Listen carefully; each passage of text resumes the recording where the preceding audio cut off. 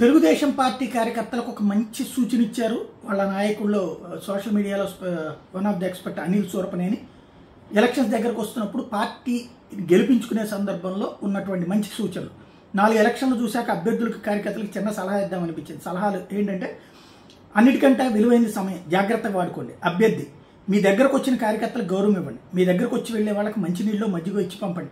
ఎంత బిజీగా ఉన్నా ఒక వ్యక్తి వాళ్ళని ఫాలో అప్ చేసుకునేలా చూడండి. కార్యకర్తలు అభ్యర్థి సమయాన్ని మీ భయాలతో తినకండి. ఎలక్షన్ టీంలో కీలకంగా ఉండే వ్యక్తుల దగ్గరికి వెళ్ళి సమస్య చెప్పండి. అన్నీ అభ్యర్థి వినలేడు, విన్నా చేయలేడు. లేకపోతే ఎలక్షన్ ఏది అభ్యర్థి ఏం చేయాలి, ఎవడేం చేసినా ఏం పీకుతానన్నా ఎన్నికల రోజు నీకు నిలబడేది కలబడేది నీ బూత్లో ఉండే 4 స్థానిక నాయకత్వం. మీరు వాళ్ళని నమ్మండి, వాళ్ళు మీరు నమ్మకంగా ఉంటారు. లేకపోతే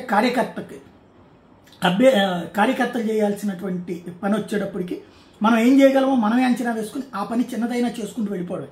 కాళ్ళకు అడ్డం బట్టి ఏదో పని చెప్పమని అభ్యర్థి చుట్టూ మూగి సమయం వృధా చేయకండి. బూత్ కార్యకర్తలకు మీరు ఏ రకంగా సాయం చేసినా అది అభ్యర్థికి చేసినట్టే. మంచినీళ్ళు ఇచ్చినా మజ్జిగ ఇచ్చినా ఎండనబడి తిరిగే కార్యకర్తలకు ఇవ్వండి. చుట్టాలు వర్సెస్ లోకల్ నాయకత్వం, ఇక్కడే అసలైనటువంటి పాయింట్ వస్తుంది. అభ్యర్థికి మీకు ఎన్నికలు చేసే టీంలో సొంత కుటుంబ సభ్యులు ప్రచారాలు చూసుకుంటూ వెనకుండి నడిపించేలా చూసుకోవాలి.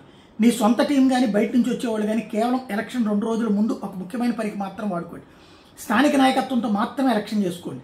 మిమ్మల్ని మీరు స్థానిక నాయకత్వానికి సమర్పించేసుకోండి. మిమ్మల్ని నీట ముంచినా పాల ముంచినా వాళ్ళదే భారం.